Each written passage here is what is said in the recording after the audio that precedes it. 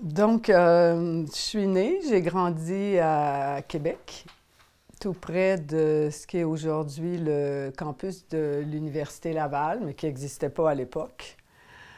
Dans les années 50-60, donc c'est les premières banlieues nord-américaines au Québec. Donc, j'ai grandi dans ces premières banlieues.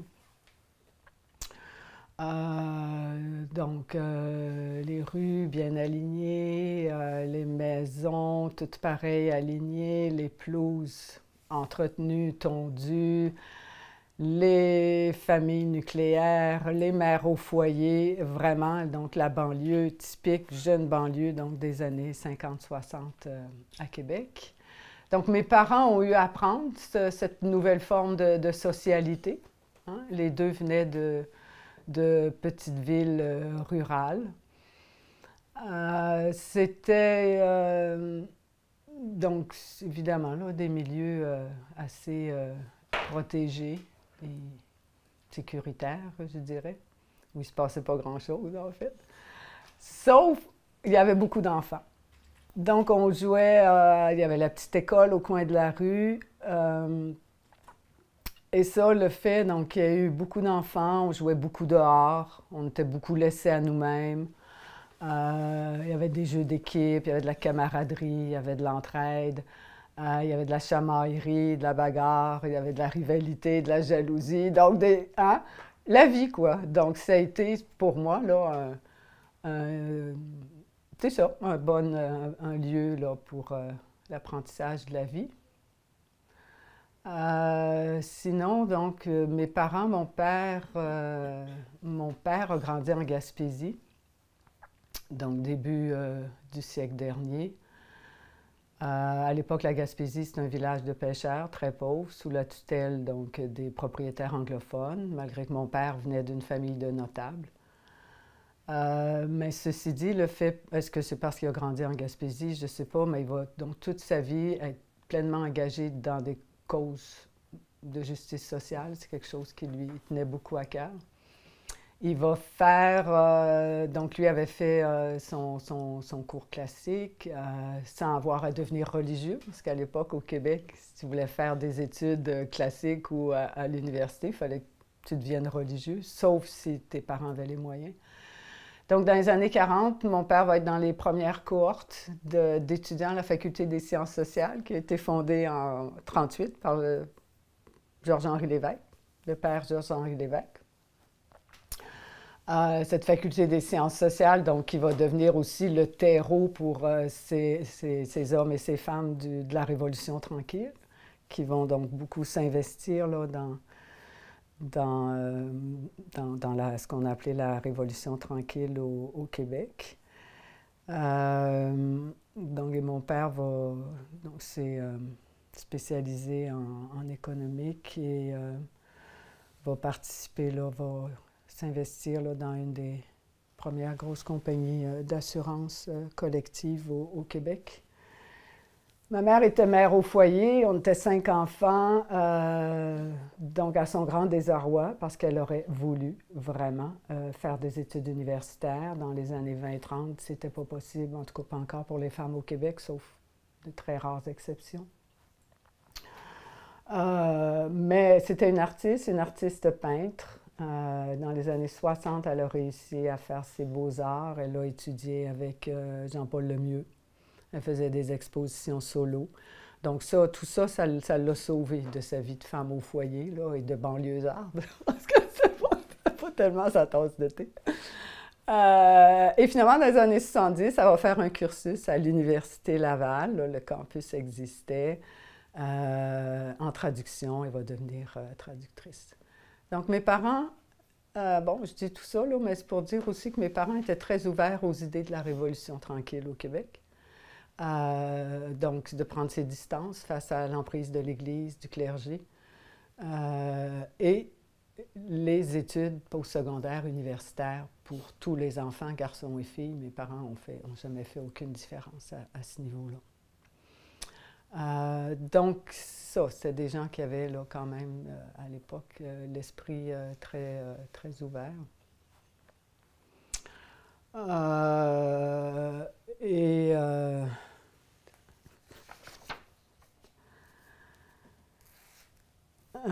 Oui, donc j'étais cette génération de la Révolution tranquille, quand même au Québec, dans les années 50, 60, 70. Là, c'est tout un nouveau monde qui s'ouvre pour le Québec. On est la génération des baby boomers, les enfants de la Révolution tranquille, de ce qu'on a appelé cette entrée du Québec là, dans la modernité.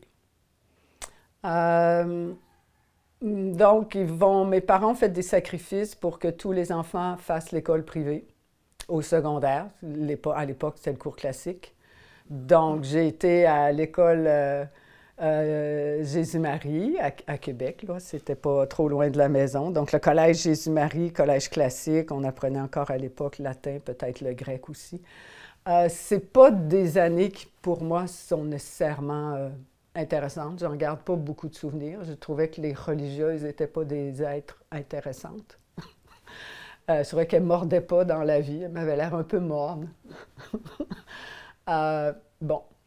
Ceci dit, donc après, je m'inscris au cégep à Sainte-Foy. Donc, c'était là aussi. Donc, on est la première génération dans donc, tout ce réseau de cégep ces collèges qui a été créé au Québec.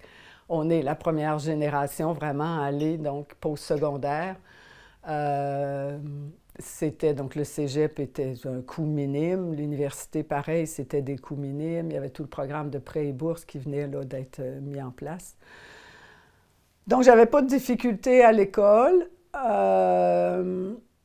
et on disait à ce moment-là, si tu fais tes sciences pures et appliquées, ce qu'on appelait les sciences pures et appliquées, mathématiques, bio, chimie, physique, après à l'université, tu peux appliquer dans n'importe quoi. Donc je me suis dit, bon, OK. Donc, je m'inscris en sciences pures et appliquées.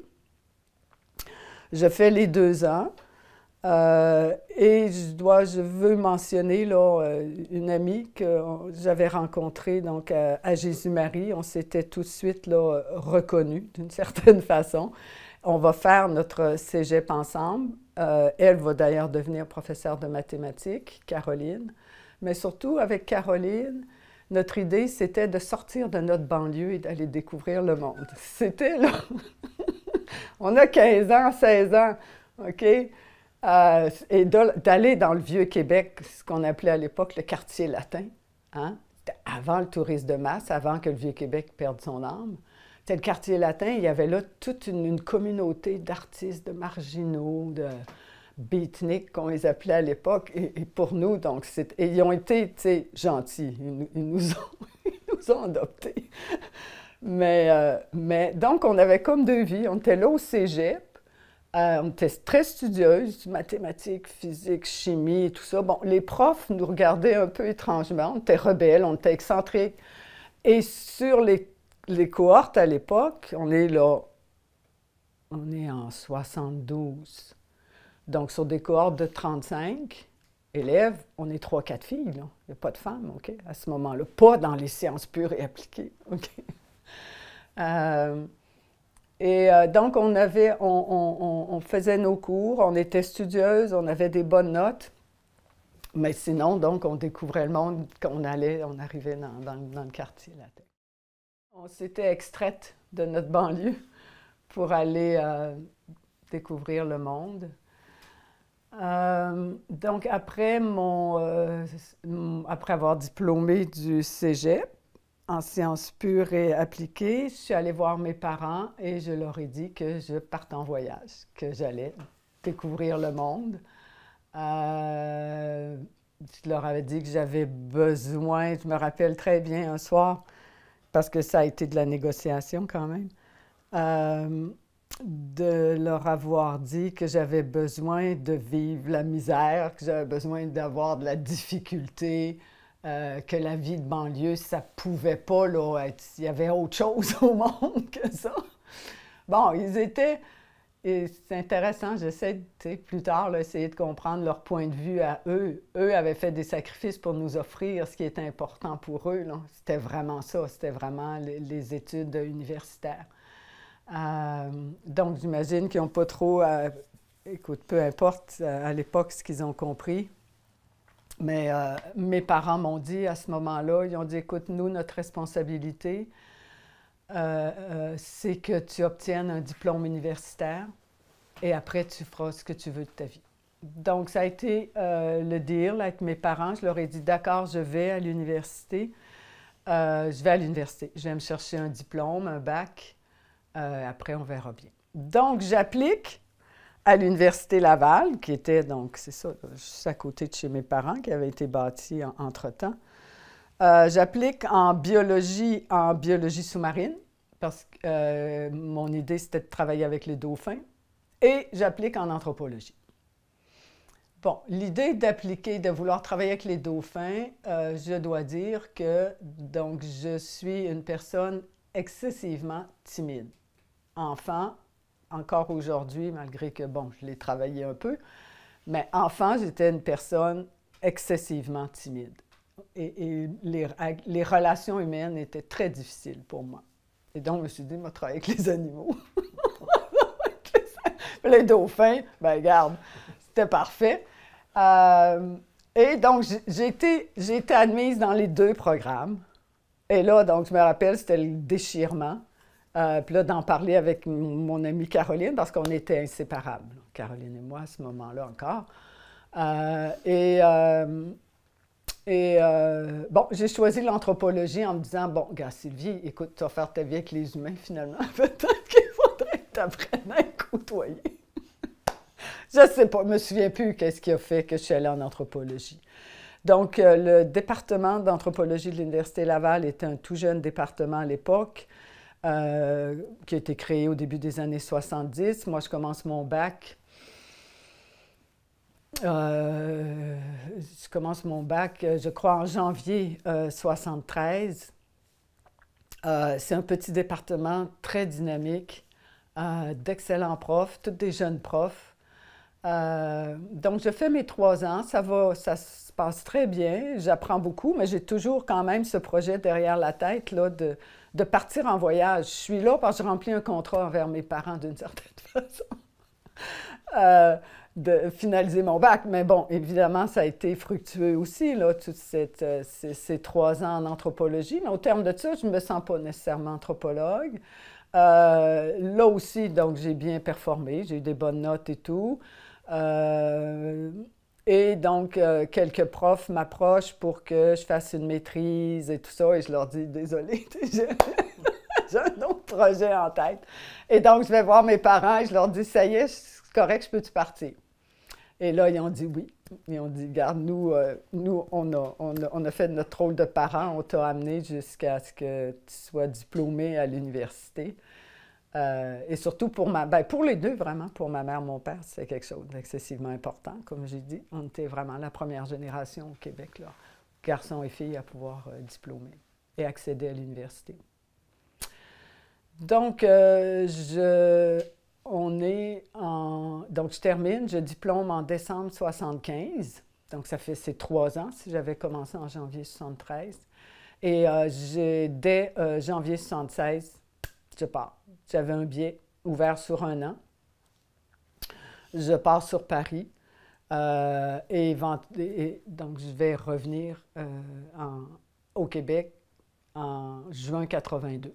Mais au moment où je pars, j'ai aucune idée, là. Moi, je pars, c'est ce que je voulais depuis l'âge de 15 ans. J'ai 23 ans.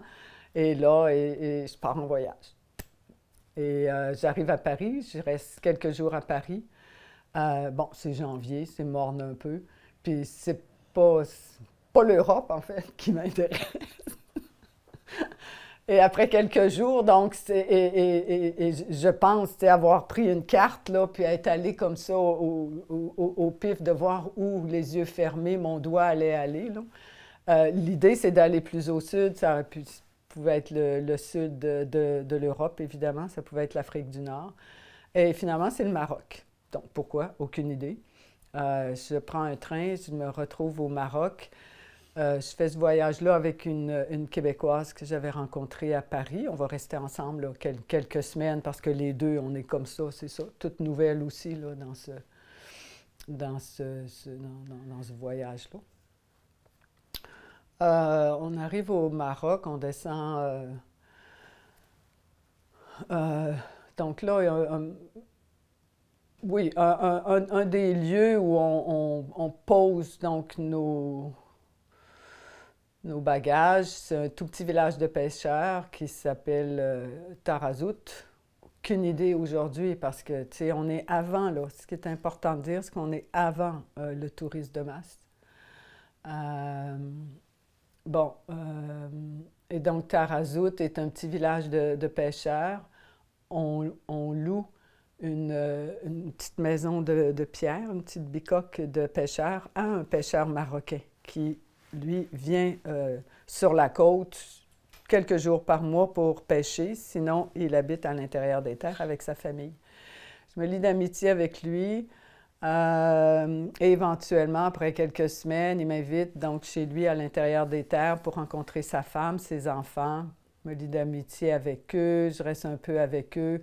Et c'est un peu là, tu sais, que je commence à comprendre que finalement, c'est ça que je vais faire dans les années à venir, là, tu sais, un peu apprendre qu'est-ce que c'est que d'être globe-trotter, apprendre à vivre avec les locaux, apprendre les rudiments de la langue, apprendre à mieux connaître tout simplement leur quotidien, s'absorber dans leur quotidien.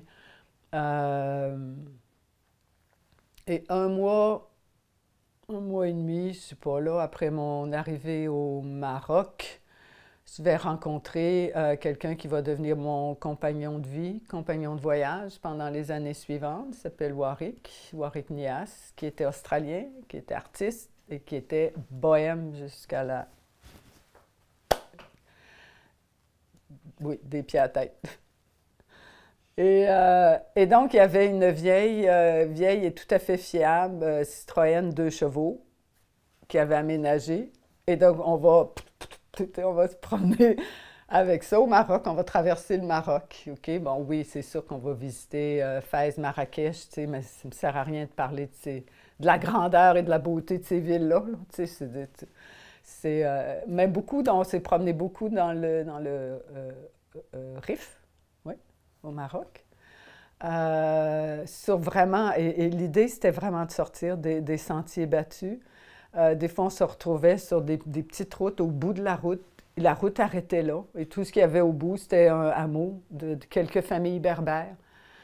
Et les gens, donc, nous accueillaient. Tu sais, partout, c'était comme ce mélange à la fois de hospitalité, curiosité, mais aussi des fois tout simplement indifférence ou suspicion. Tu sais, difficile à dire, c'est selon les gens. Là. Mais en règle générale, il y avait donc surtout quand on arrivait dans des tout petits hameaux, quelques familles berbères et on était accueillis. Donc, on restait avec eux quelques jours. On avait descendu jusqu'à Goulimine, qui est à l'entrée donc du Sahara occidental. Et notre idée, c'est qu'on continuait vers le sud, vers la Mauritanie. Nous, tu sais, c'est ça, là. Une fois que tu as commencé sur la route, que tu n'as aucune destination précise, que c'est un peu les personnes que tu rencontres qui définissent ton itinéraire. Il n'y a plus de temps non plus. La temporalité devient complètement différente. Tu n'as pas d'horaire comme à l'école ou au travail, tu n'as pas de montre. La temporalité est vraiment différente. C'est vraiment les couchers, les levers du soleil, les rencontres et tu te déplaces. C'est ça qui va un peu là, définir ton itinéraire. Et donc, rendu dans le sud, là, aux portes du Sahara occidental, Goulimine, les gens nous avaient dit, ben écoutez, là, c'est un peu chaud, là. C'est le début là, du conflit entre le Maroc et l'Espagne pour le Sahara occidental. Puis, c'est ça, les gens nous conseillent, avec notre petite 2 chevaux, de ne pas continuer plus au sud. Mais c'est ça, donc tu sais, c'était quand même là, c'est ça, avant que j'ai aucune idée aujourd'hui là, à quoi ressemble le Maroc là, avec le tourisme et tout, là, tu sais, mais c'est ça, je me trouve privilégiée d'avoir quand même voyagé dans plusieurs régions avant le tourisme de masse. Je ne dis pas qu'il n'y avait pas de tourisme, il y en avait déjà, là, mais tu sais, c'était pas envahissant comme ça l'est aujourd'hui. Donc, je me rappelle, là, dans le sud, comme ça, Goulimine, des marchés de chameaux, des marchés, les gens, les berbères, les gens des différentes tribus, des différents villages venaient de différentes régions, puis ils se regroupaient, là, au moment où on était là, en tout cas, c'était un grand rassemblement, un grand marché. C'était mensuel, annuel, là, je pourrais pas dire, là, mais très, très coloré aussi, avec donc les berbères et les chameaux, les hommes bleus aussi, ce qu'on appelait les hommes bleus. Et donc on ne peut pas aller plus au sud. Donc, on se dit, OK, on retourne à Londres. Ben, moi, je vais à Londres. Lui, Warwick, donc, retournait à Londres. Et on va tranquillement, encore là, sans... Là, on avait une destination, Londres, mais pas d'itinéraire. Donc, c'est selon les rencontres, selon les routes, selon... et donc, on va traverser là, le Portugal, l'Espagne, en prenant notre temps, évidemment. Ou comme je dis, même l'expression «prendre son temps» ne fait pas sens, parce qu'il n'y a pas de temps, sauf les levées et couchers du soleil. Et donc, on arrive à Londres, on est à l'été 76, et à Londres, donc, on va s'installer. Warwick avait déjà, donc, un pied à terre à Londres. On s'installe dans ce qu'on appelle des squats. Donc, un squat, les squats à Londres, c'est c'est une ancienne loi anglaise. Je ne sais pas si elle existe encore aujourd'hui. C'est que dès qu'une propriété privée n'est pas occupée par son propriétaire ou n'est tout simplement pas occupée, tu peux squatter. Tu t'installes, tu ne payes pas de loyer et personne ne peut te déloger. Et c'était la loi. Et donc, on s'installe à Londres dans un squat où il y avait déjà deux autres couples de notre âge que Warwick connaissait. Eux étaient dans ce squat depuis 5-6 ans. Et en même temps, bien, ça permet... en tout cas, eux étaient très, très sérieux là, dans le sens où ils prenaient soin de la maison et tout. Là, donc, il n'y avait pas... il n'y avait pas de dégradation là, de la propriété. Donc, on s'installe là et donc l'idée, c'est de travailler, de renflouer nos finances. Ah oui, il faut que je dise aussi que quand je suis partie avec mon baluchon, finalement, quand j'ai laissé Québec en janvier 76, durant mes études universitaires, j'en avais fait un point, donc, de m'installer dans le Vieux-Québec, dans le quartier latin, même si mes parents habitaient à côté du campus. Il n'était pas question que je reste là, donc je m'étais installée dans le Vieux-Québec. Comme j'ai dit, les études à l'époque, quand même, c'était pas très cher, mais je travaillais fort, les soirs, les fins de semaine, restaurant ou ces choses-là. J'étais très économe et donc j'avais mis quand même de l'argent de côté. Et quand je suis partie, je n'avais aucune dette d'études et en plus, j'avais un 800 $. Et ça, c'était mon 800 $. Je ne sais pas ce que j'avais en tête, mais faire le tour du monde avec mon 800 $. Et en traveler's check, tu sais, à l'époque, c'est pas des cartes de crédit ou tout ça. Bon, mais là, c'est sûr que quelques mois plus tard, après le Maroc et tout, est rendu à Londres, bon, je ne sais pas ce qui restait du 800 $, mais il fallait renflouer les finances. Donc, on va travailler. Moi, je vais travailler au noir parce que je n'ai pas de visa de travail, de permis de travail à Londres. J'ai beaucoup aimé Londres et les Anglais, vraiment. Et donc, je vais travailler dans Pizza Hut, ménage, garde. Et le Pizza Hut où je travaillais était dans le quartier Earl's Court. Earl's Court, à l'époque, c'était vraiment le quartier des nouveaux arrivants, OK? Mais c'était aussi le quartier où toutes les caïds du Golfe s'installaient. OK? Donc, il y avait tout le commerce autour du pétrole. Est-ce que c'était le boom pétrolier ou après, en tout cas, là, tu sais, on était... donc, c'était, là, toute l'Arabie Saoudite, Émirats Arabes Unis, qui avaient été formés, là, début des années 70. Donc, il y avait une grosse communauté de ces gens-là dans Earls Court. Donc, des fois, tu n'avais pas l'impression que tu étais en Europe, là. En plus, cet été-là, l'été 76, ça a été une grosse année de sécheresse et de chaleur. Donc, on travaille là l'été. Et là, donc, l'objectif pour Warwick, ce que je n'ai pas dit aussi, donc mon compagnon à l'époque, lui, ça faisait 10 ans qu'il avait laissé l'Australie. Il avait laissé l'Australie 10 ans plus tôt pour aller intégrer des écoles d'art à Londres et à New York. Donc, il avait fait les deux. Mais j'ai dit qu'il était bohème, OK? Donc, il n'avait pas voulu intégrer la communauté artistique de New York. Ils ont essayé de le retenir parce qu'il y avait beaucoup de talent. Mais c'est ça, quelqu'un d'assez excentrique et il ne voulait pas faire partie d'aucune communauté. Mais là, donc, ça faisait 10 ans qu'il avait laissé l'Australie, ses parents vieillissaient, il voulait vraiment retourner en Australie. Donc, lui, son objectif, c'était de retourner en Australie par voie de terre. Et donc, j'ai dit, moi aussi. Donc, en septembre, on part en septembre 76. Donc, durant l'été, on avait ramassé quand même un peu de sous. Je sais qu'on avait à peu près autour de 1500 $. OK? Une personne très économe. Je l'étais à l'époque. Et donc, on part, on descend dans le sud de la France, c'est les vendanges. On va faire les vendanges dans le coin de Sommières. Et un de nos amis londoniens avait entre-temps, à l'été, acheté une vieille maison de ferme en Ardèche.